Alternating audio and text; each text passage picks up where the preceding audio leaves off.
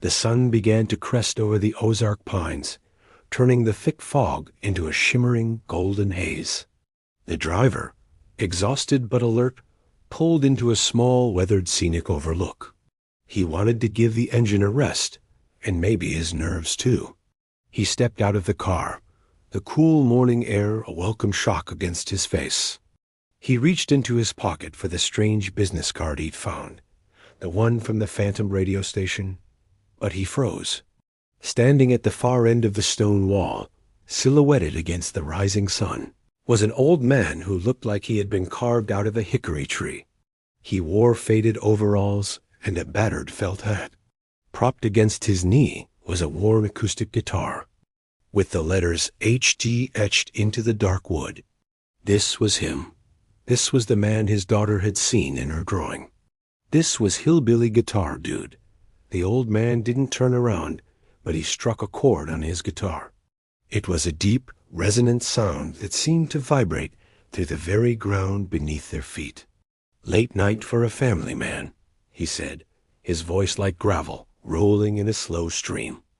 I had some help staying awake," the driver stammered, his mind reeling as he thought of the ghostly voice on the radio. Hillbilly Guitar Dude finally looked over, and there was a knowing glint in his ancient eyes. "Old Boogie? Yeah, he's got a loud mouth, but he's a good soul. Usually he's just the messenger, though. It's the music that does the heavy lifting."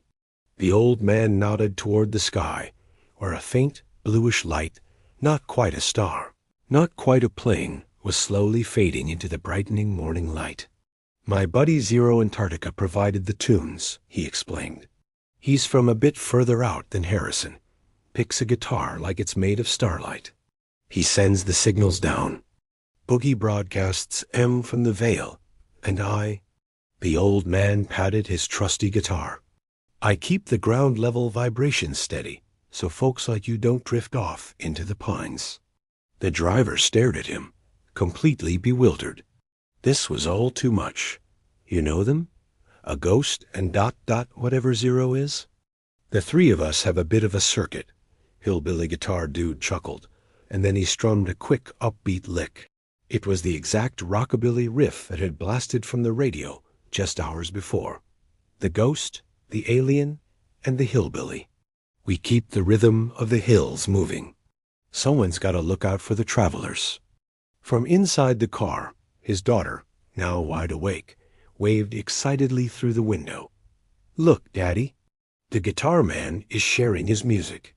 The old man saw her and tipped his hat with a gentle smile, then turned back to the driver. "You got a long way left, son, but you're through the curvy bits now. Tell people you met the Boogie Man. They'll think you're crazy. Tell 'em you saw an alien. They'll lock you up. But a man with a guitar?" He winked. "That's just Arkansas." As the driver walked back to his car, his head spinning, he turned around to ask one more question, but the overlook was empty. The old man was gone.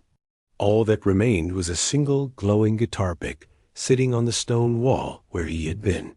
It was etched with a strange, cosmic symbol. He climbed back into the driver's seat, took the otherworldly pick, and tucked it safely into the sun visor. He shifted the car into gear and pulled back onto the highway. The Ozarks were full of secrets. He knew that now more than ever. But for the first time in his life, he felt like he was finally in on the song. Thanks for watching, and be sure to subscribe for more Ozark legends.